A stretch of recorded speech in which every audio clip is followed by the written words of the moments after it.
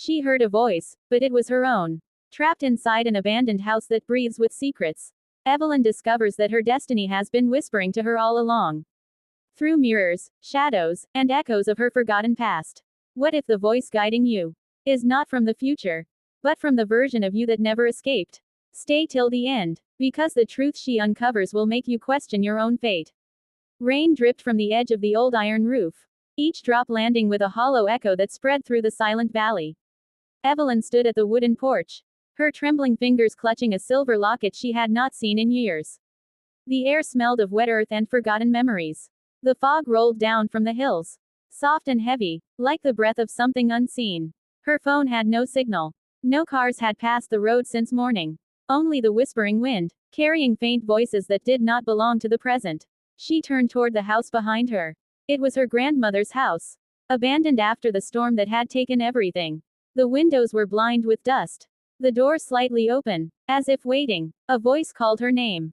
It was faint, distant, yet it came from inside the house. Her heart hammered. She knew that voice. It was her own. Evelyn stepped inside. The floor groaned beneath her weight. The air was thick, smelling of burnt candles and damp wood. Her reflection in the cracked mirror moved a heartbeat slower than her. It blinked when she did not. The locket in her hand warmed suddenly, as if touched by invisible fingers. She opened it. Inside was a photograph. A girl in a white dress, standing at the same porch, smiling. The same locket hung around her neck. The girl's eyes in the photograph began to shimmer, as if alive. Then the voice came again, clearer this time. Evelyn, it is not time yet. The photograph trembled in her hands. The walls around her pulsed like a heartbeat. Shadows lengthened, stretching across the floor toward her feet.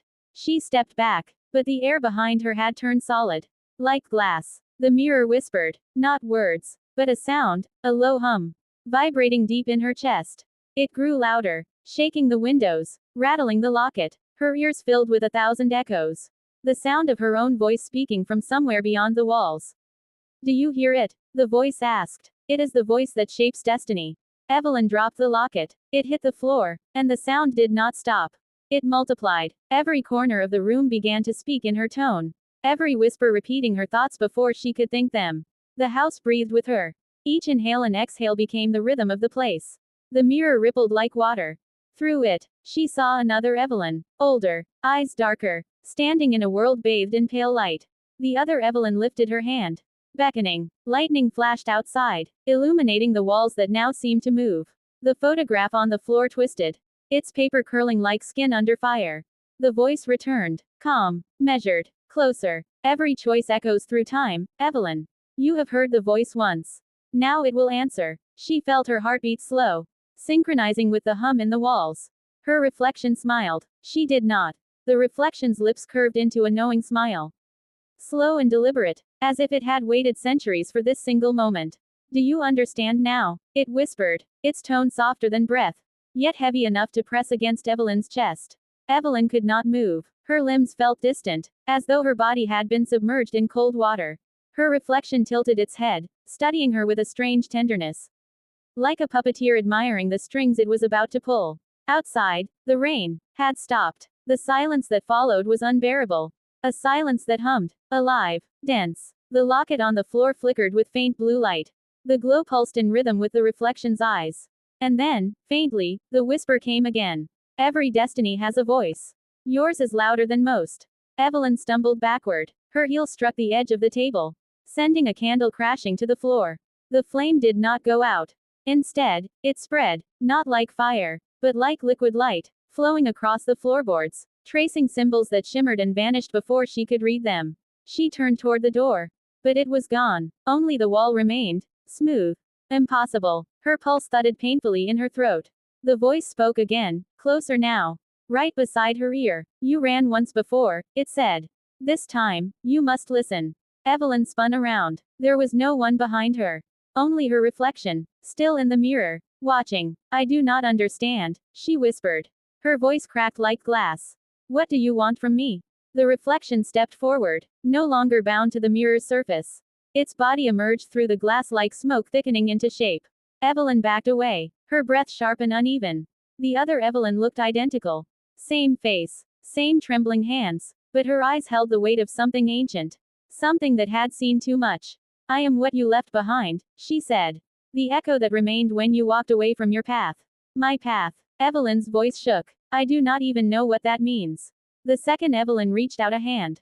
Every choice you made sang to the world, she said. Every lie you told, every promise you broke, every truth you buried, it all had sound. And the world listened. The floor trembled beneath them. A low vibration filled the air, rising from the wooden beams, from the bones of the house itself. Evelyn clutched her chest. Her heartbeat began to echo outside her body, thudding through the walls, mirrored by the hum that surrounded her. The voice, the true one, the one that had followed her for years in dreams and half memories, spoke now through the reflection. You were chosen long before you were born, it said. Every soul is given a voice in destiny's song. Yours was meant to guide others. But you silenced it. Evelyn's breath caught. Memories surfaced, quick and sharp. Her childhood. The night she refused to follow her grandmother into the woods. The whispers she heard that night. The promise she swore never to speak of again. I was afraid, she said quietly. The reflection's eyes softened. Fear is the first silence, it said. And silence breeds echoes. Evelyn felt tears sting her eyes. I did not know what would happen.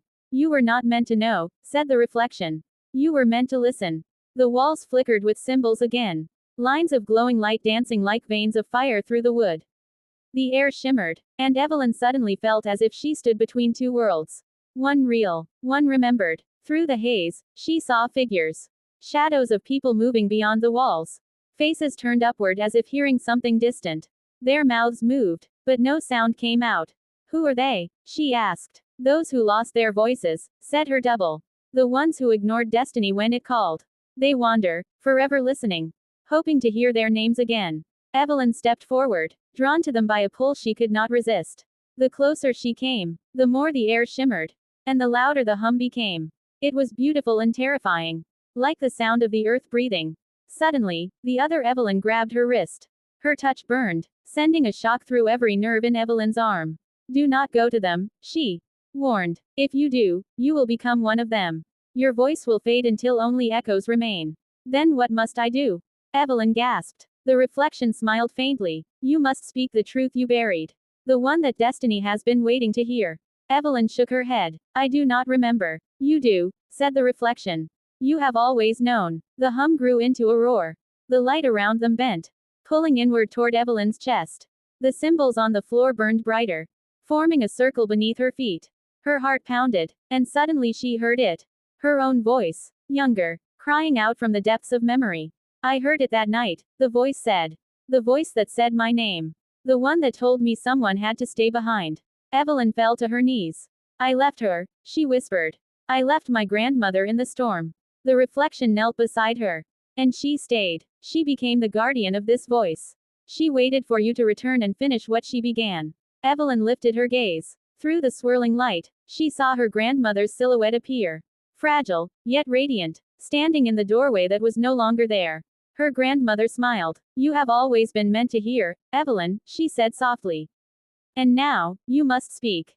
The storm outside had returned.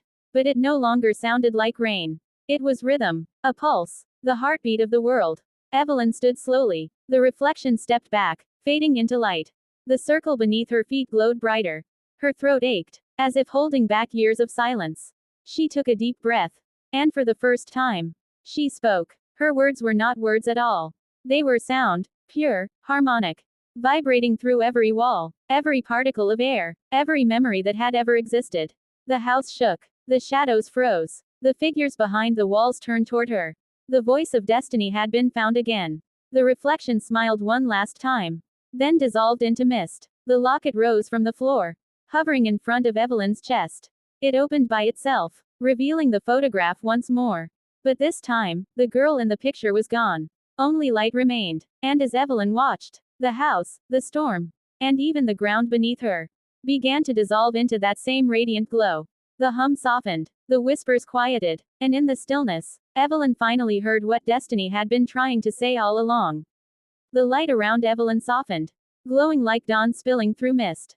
The storm had quieted to a distant hum, as if the world itself had taken a deep breath and finally exhaled. Evelyn stood at the center of what had once been her grandmother's house. Now nothing more than air and memory. The walls that had whispered to her for years were gone. Their echoes turned into silence. A silence not of fear, but of peace. The locket floated before her, its light dimming until it was only a faint ember. Evelyn reached out and caught it gently. It was warm, alive with the rhythm of her heartbeat. Her grandmother's voice lingered in the air, faint yet unmistakable. "You have done what many could not," she said softly. "You listened. And you spoke. Destiny does not command, it answers." Evelyn closed her eyes. Memories flooded through her. The lost days, the haunting dreams, the feeling of something calling to her from beyond the edge of reason. All of it made sense now. Her silence had never been punishment. It had been preparation. When she opened her eyes, the world was different. The valley below shimmered in gold. The rain had become sunlight. And the wind carried no voices. Only music. A melody she somehow knew by heart. She stepped forward. And with each step, the earth beneath her feet solidified. The fog lifted, revealing the path that led down toward the old bridge by the river. For the first time in years, she felt no fear of where it might lead. The voice spoke one final time. This time not from the air, not from the mirror, but from within her. "Every soul leaves a sound behind," it said. "Yours will guide those who have forgotten their way." Evelyn smiled. She pressed the locket to her heart. And the faint hum of destiny pulsed once more, steady, eternal. She looked back at the place that had once held her captive in echoes. Now it stood quiet and still, a monument to what had been restored. Then she turned toward the light. Her steps unhurried, her eyes calm, her voice whispering into the wind. Not in fear, not in confusion, but in acceptance. The melody of her words rose, joining the unseen chorus that moved across the valley. And somewhere, far away, the world listened, and